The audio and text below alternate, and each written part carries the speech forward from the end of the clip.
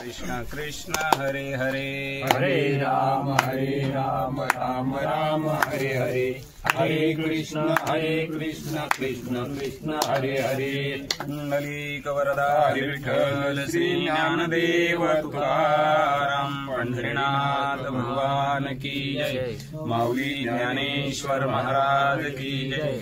जगद्गुरु तुकाराम महाराज की जय। नर्मदा मैया की जय।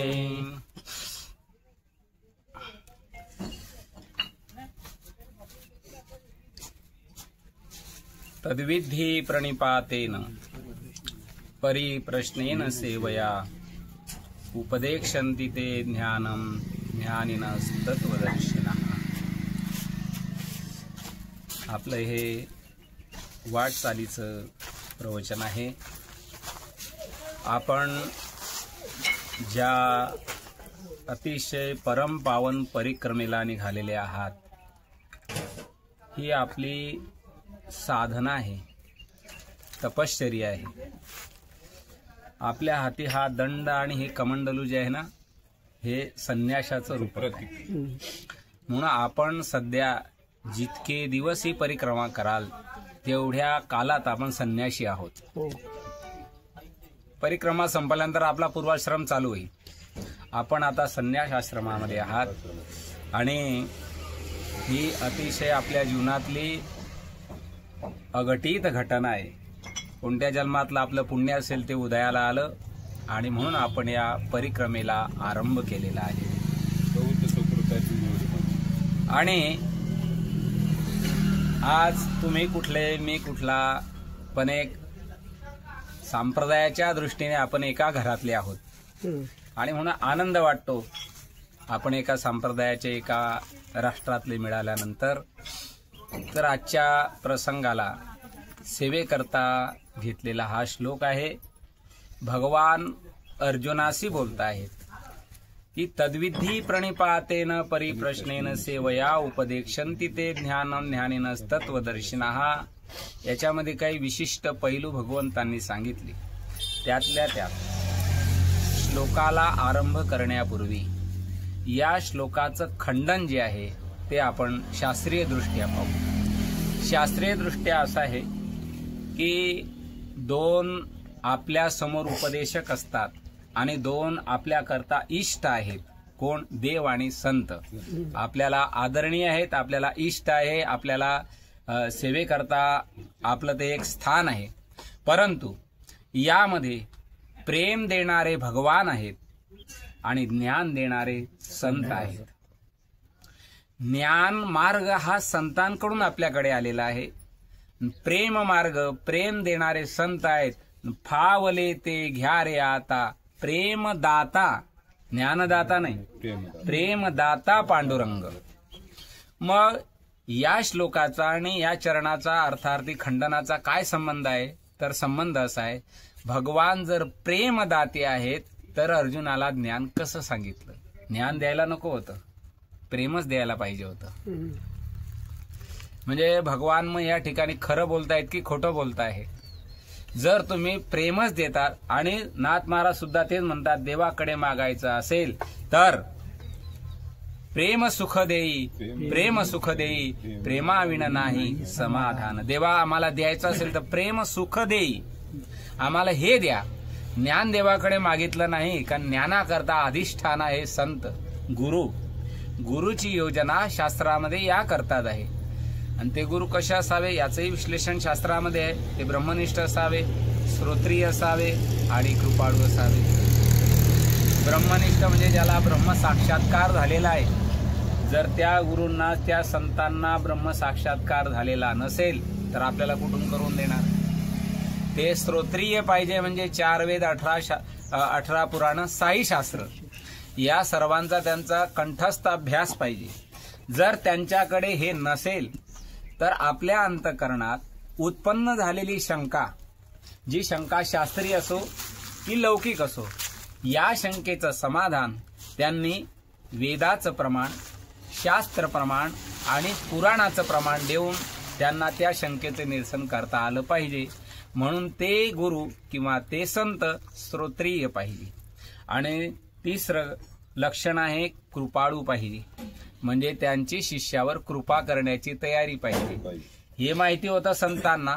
ते त्रिकालदर्शी महात्मे आहे. त्यांना माहिती होतं कलियुगामध्ये असे गुरु जन्माला येतील, असे संत जन्माला येतील की जो पैशावाला शिष्य असेल त्याला जवळ करतील, आणि जो निर्धन असेल तो आला काय आणि गेला काय त्याचा विचारही करणार नाही. म्हणून हे महत्वाचं लक्षण आहे की त्यांच्याकडे कृपाळूपणा पाहिजे, शिष्यावर त्यांची कृपा करण्याची तयारी पाहिजे. कलियुगच काय, महाभारत कालामध्ये ही घटना घडून गेली की राणा डोंगरात राहणारा एकलव्य आणि तो द्रोणाचार्यांकडे अतिशय श्रद्धेने गेला, नम्रतापूर्वक नमस्कार केला. गुरु द्रोणाचार्यांना वंदन करून आपली समस्या काय होती ते मांडली त्यांनी.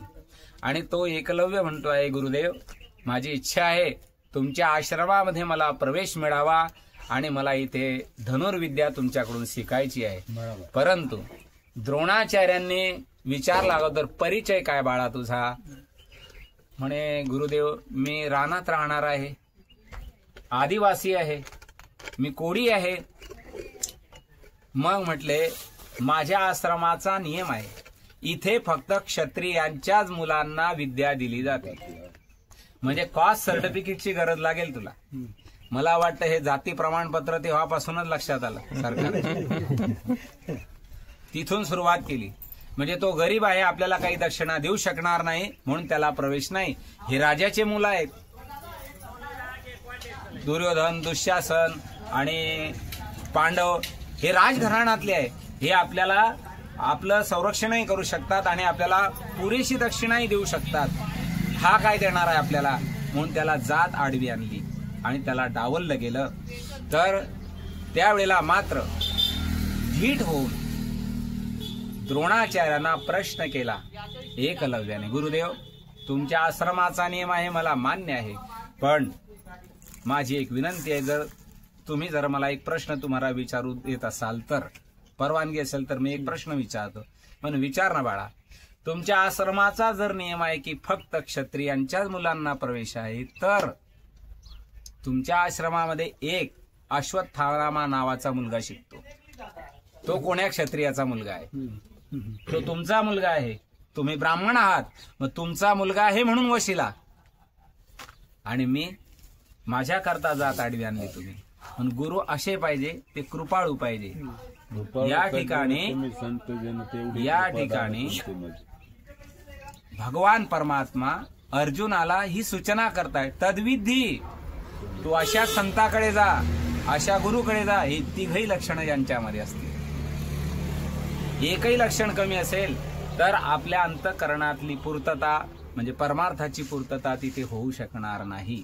आणि असे महात्मे क्वचितच पाहायला मिळतात, आणि मिळाले तरी त्याचा सत्संग होणं आपल्याला अतिशय कठीण आहे. का? संत भेट होईल पण सत्संग होईलच हे सांगता येत नाही. का? एखाद्या संताची जर आपल्याला परीक्षा नाही आली तर आपण त्यांचा सत्संग ऐकण्याच्या मूडमध्येही नसतो. म्हणजे त्यांची परीक्षा नाही होत. जसं आहे की एखाद्या धनगराला चिंतामणी सापडावा आणि त्याने ठोकर लावून त्याला उडवून द्यावं, किंवा तो शेडीच्या गळ्यात बांधावा. चिंतामणी तर भेटला पण त्याचं महत्व काय कळालं. तसं एखादे महात्मे भेटतात आपल्या जीवनामध्ये, पण त्यांचा सत्संग जर नाही कळाला, त्यांचं महात्म्य नाही कळालं, तर ते भेटूनही उपयोग नाही होत. मग सूचना केली, तद्विधी प्रणिपातेन, तू जा त्यांच्याकडे. पण अर्जुनाला सूचना केली, कसं जा? प्रणिपात करून, म्हणजे नम्र होऊन. काही वेळेला आपण एखाद्या महात्म्यांकडे जाऊन जाताना असं समजतो स्वतःला की यांच्यापेक्षा मलाच जास्त कळताय. जोपर्यंत हा अहंकार आपला जागृत आहे तोपर्यंत त्यांच्याकडच्या ज्ञानाला आपण अवलोकन करू शकत नाही. ही घटना घडलेली आहे. भगवान शिवजी आणि भवानी माता कुंभज ऋषी म्हणजे अगस्ती महामुनीकडे गेलेत. दोघंचे दोघं सत्संगासाठी रामायण ऐकलं अगस्ती महामुनींच्या मुखारविंदातून, आणि ते ऐकून मग जेव्हा आकाश मार्गाने निघाले आणि जे रामायण ऐकलं तीच कथा म्हणजे तेच चरित्र भगवंताचं चाललेलं होतं पंचवटीमध्ये.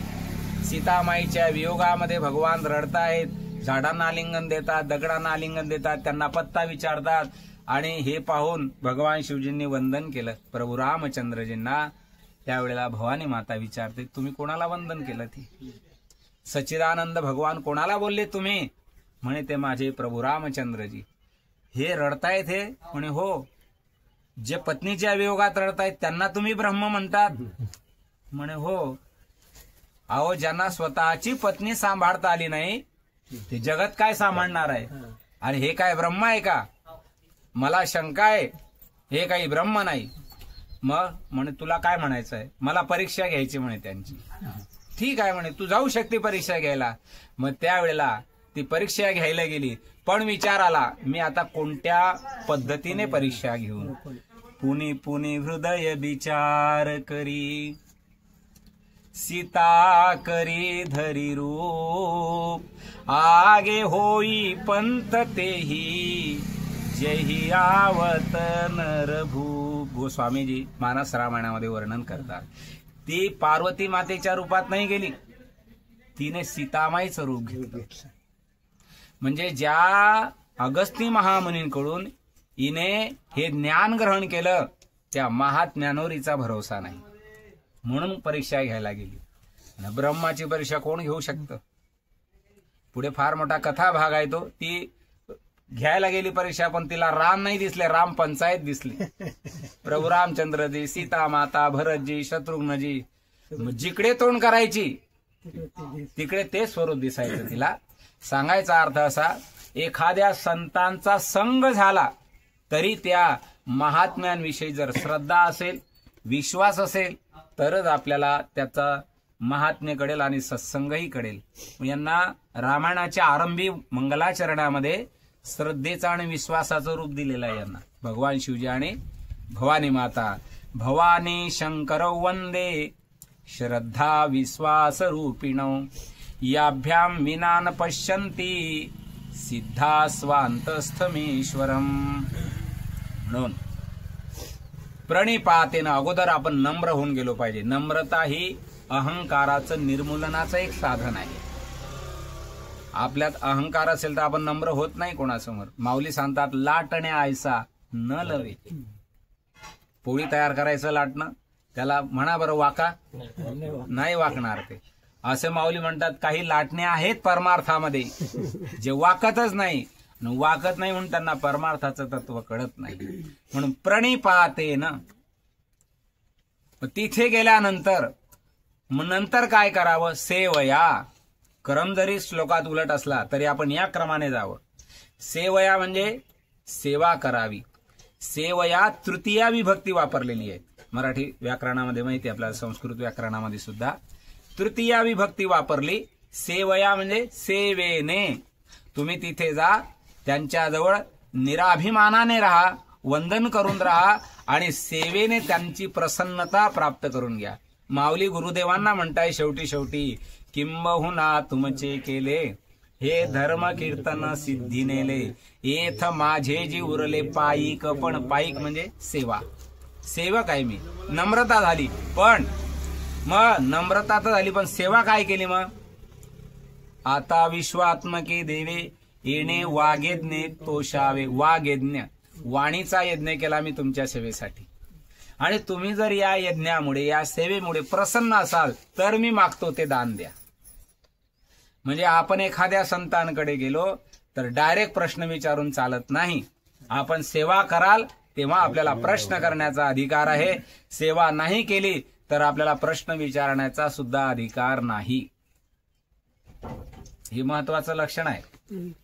आपली सेवा असेल तरच, जसं बँकेत खात्यात पैसे असेल तरच बँकेवाल्याला पैसे मागण्याचा अधिकार आहे, तरच स्लिप भरण्याचा अधिकार आहे.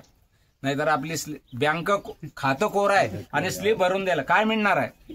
तसं संतांकडे आपल्याला प्रश्न करायचा असेल तर सेवया, आपली सेवा असेल तरच आपला अधिकार आहे, सेवा नसेल तर अधिकार नाही. मग काही विचारून चालत नाही. ते विचारायचं काय? तर दोनच गोष्टी सांगितल्या. एक तर जगाच्या उद्धाराकरता विचारा किंवा आपल्या तरी उद्धाराकरता विचारा. काय मी उद्धार पावेन, काय कृपा करील नारायण, ऐसे तुम्ही सांगा संतजन, करा समाधान चित्त माझे. याच्याशिवाय दुसरं नाही विचारायचं म्हणे. प्रपंचा गोष्टी प्रापंचिक माणसाला विचारायच्या, संतांना विचारायचं असेल तर हेच विचारायचं. मग कोणता प्रश्न करायचा तर हा प्रश्न करायचा आहे. सेवा झाल्यानंतर परिप्रश्नेन मग प्रश्न करायचा आहे. आणि तो प्रश्न आपल्या उद्धाराचा असावा किंवा जगताच्या उद्धाराचा असावा.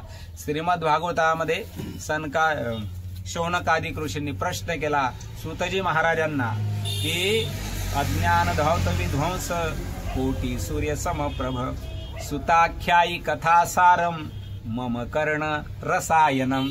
आमच्या कानाला गोड लागेल अशी कथा सांगा, आमच्या कानाला गोड लागेल अशी कथा सांगा. सूतजी महाराज म्हणतात तुमच्या कानाला गोड लागेल अशी सांगू आणि मग या जगाचं काय. मग ते काही बोलले नाही. तेव्हा यांनी आत्मपरीक्षण केलं आणि लगेच मग प्रश्न बदलून टाकला की आम्ही का प्रश्न केला तुम्हाला असा. इह घोरे कलो प्रायो जीवश्चा सुरताम गताहा क्लेशा क्रांतस्य तस्यैव शोधने परायणम.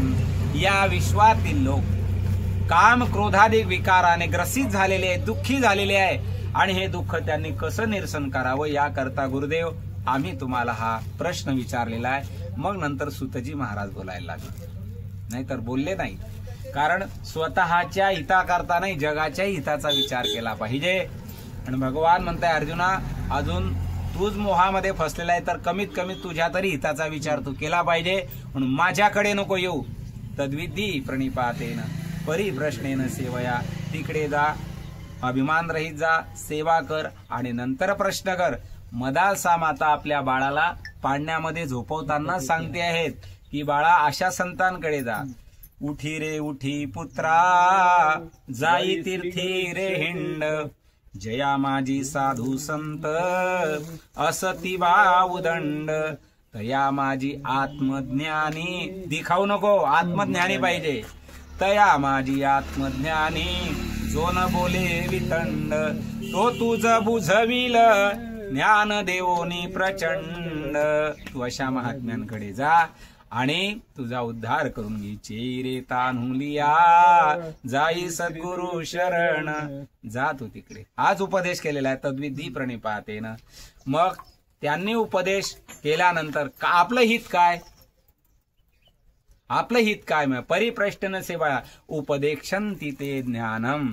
ते ज्ञानाचा उपदेश करतील. कोणत्या ज्ञानाचा. पुनर्मोहम न यास्यसी. तू पुन्हा या मोहाला प्राप्त होणार नाही. अर्जुन म्हणून विसरून जाशील आणि मी ब्रह्मा आहे अहम ब्रह्मास्मी या वृत्तीवर तू प्राप्त होशील. कारण अर्जुन कोणाचं नाव आहे. देहाचं नाव आहे. हे काय तुझ्या आत्मस्वरूपाचं नाव नाहीये. तू तर खरा सोहम सोहम तत्वमसी या वाक्यावर आरूढ झाला पाहिजे. याकरता संतांकडे पाठवतायत. माझ्याकडे येऊन तुला ज्ञान मिळणार नाही. मग अर्जुनाला तर देवानेच सांगितलं ज्ञान. मग खंडन झालं. हे विरोधाभास दिसतो, व्यतिरेक दिसतो, अन्वय दिसत नाही. मग याचं उत्तर असं आहे अर्जुनाने कबुली केली होती देवा कार्पण्य दोषो पहत स्वभाव पृच्छामि त्वां धर्म सम्मूढ चेतः यश्रेयस्यान्निश्चितं ब्रूहि तन्मे शिष्यस्तेऽहं शाधि मां त्वां प्रपन्नम. अहम ते शिष्य माम शाधि. मी तुमचा शिष्य आहे, तुम्ही मला शिकवा. जर अर्जुन म्हणतो देवा मी तुमचा शिष्य तर आता देव कोण झाले. गुरु झाले. आणि म्हणून देवाने ज्ञान सांगितलं ते देव रूपात नाही सांगितलं, गुरु होऊन ज्ञान सांगितलेलं आहे. आणि भगवंताला सगळेच रूप घेता येतात. माझ्या विठोबाचा ऐसा प्रेम भाव आपणाची देव. म्हणून भगवंताने गुरु रूपामध्ये गीतेचं तत्वज्ञान अर्जुनाला सांगितलेलं आहे. पुंडलिक वरदा विठ्ठल श्री ज्ञानदेव तुकाराम पंढरीनाथ मान की जय. माऊली ज्ञानेश्वर महाराज, जगद्गुरु तुकाराम महाराज, नर्मदा मैया की जय.